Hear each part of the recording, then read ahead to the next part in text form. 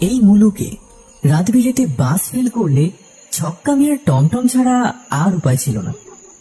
ঝড় হোক, বৃষ্টি হোক, মহাপ্রলয় হোক, রাতের বেলা ভীমপুর গদাইতলা 10 মাইল পিচের সড়কে যদি কষ্ট করে একটু দাঁড়িয়ে থাকা যায়, ছক্কা মিয়ার টমটমের দেখা মিলবেই মিলবে।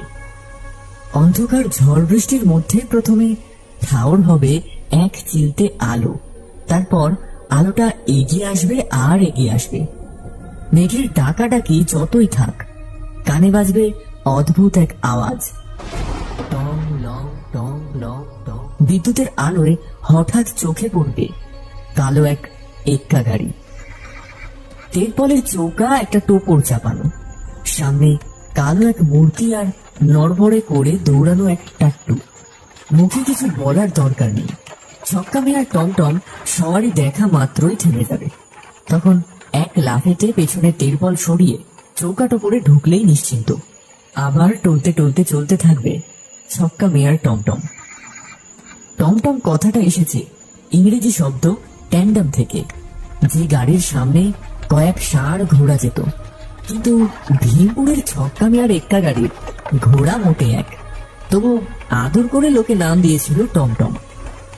ছক্কা মিয়ার চেহারাটি কিন্তু ভারী বদরাগী, ঢেঙা, টিনটিনে রোগা, একটু কুজো গরনের। লম্বাটে মুখের বাঁকানো নাকের তলায় পেল্লায় গোফ, চামড়ার রং রোদ পোড়া তামাটে। তেমনি তার টাট্টু, যেমন মনিব তেমনই তার ঘোড়া।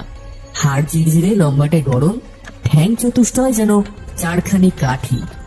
মাথাটা দেখে সময় সময় ঠাহর করা কঠিন এই প্রাণীটি সিংহী না প্রকৃত একটি ঘোড়া। হেসরার ধ্বনি করলে টিলে চমকে ওঠে। ভীমপুর বাজারের তাবৎ নেড়ি কুকুরও দিশেহারা হয়ে পালিয়ে যায় লেজ গুটিয়ে। লোকে আজকাল রাস্তায় চলার জন্য বাস রিক্সই পছন্দ করে। ছক্কা মিয়ার টমটম চড়লে হাড় মাংস দলা পাকাতে সময় লাগে না। সবই কালের রেওয়াজ আসলে।